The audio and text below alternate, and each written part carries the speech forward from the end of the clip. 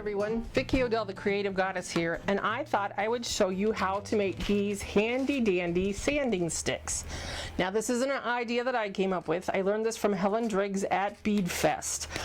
It's a great tool to have on hand for bead makers, jewelry makers, polymer clay. This is a fantastic way to deal with polymer clay.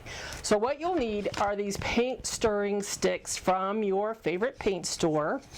You'll need a permanent marker, a center punch, just like this, and a roll of masking tape, and then some various grits of sandpaper depending on how many grit you use.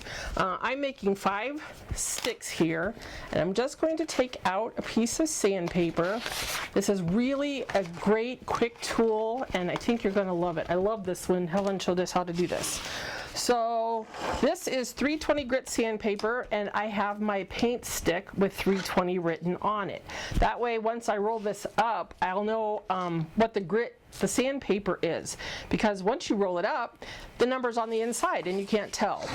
So I wrote that on with my permanent marker, so I'm going to set that aside, and I'm going to tear off a couple of strips of masking tape and put them here on the side of my table. Now, if you're working on a table that you really truly love, you'll want to put down like a self-healing craft mat for this, because you could scratch your table, and I have a few times, but this old table, she's got some stories to tell.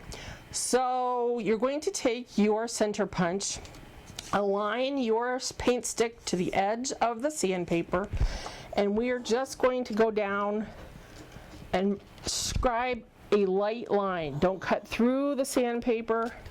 It's just enough to help this wrap around the corners, and when we're finished here, I'll show you what else it does. So you're going to keep drawing a line and folding, draw a line, fold, draw a line, fold, yada yada yada. So let's finish this up really quick. Just keep winding that sandpaper around the stick.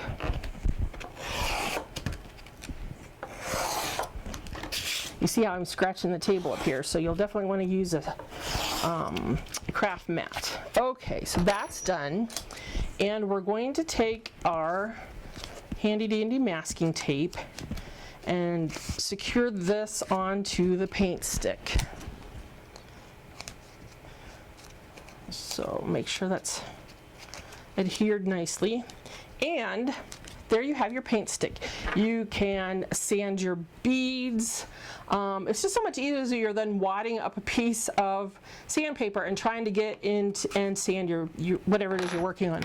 I didn't bring a bead or a sample to show you, but you just run whatever you're sanding up and down on the stick instead of trying to like manage all of this with a crumpled up piece of sandpaper. It's really handy. And then, because we've made these little lines with the center punch, once we've used up the sandpaper and you can't get any more use out of it, you just simply tear it off along the line that you scribed.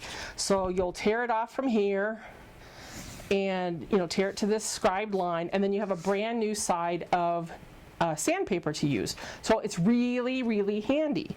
I hope you liked this quick tip. Again, this is Vicki Odell, the Creative Goddess from VickiOdell.com. I hope you'll subscribe and like this channel and follow me on my social media accounts.